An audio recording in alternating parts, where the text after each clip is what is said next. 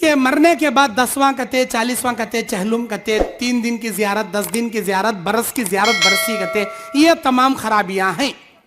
ये कहाँ है जी? ये कौन करे जी? मरे सो 3 दिन को जियारत जाना कहाँ लिखो है? अरे कब तो भी जाओ जी तुम्हें कब्रिस्तान की जियारत करने। 3 दिन कुछ कही जाती जी? कौन सी हदीस में है? ये बिदाते 3 दिन कुछ जाना 40 दिन कुछ पका खलाना चहलुम करना ये सभी नहीं है। हरगिज हरगिज नहीं है, अल्लाह के वास्ते नहीं है, इस्लाम में ये जायज नहीं है। 10वां करना, बरसी करना, चहलुम करना और शाबान के महीने में नन्हे बड़े की ईद कर को ऊद के फातिहा डालती। ए मरेस मुर्दे आए अकीदा वो एक मुर्दे आती मरेस वाले आती और उनके पसंद के खाने पका ले को ऊद का धुआं डालती। कहाँ है ये? शरीयत में है? ऐसा कान तो है नहीं है।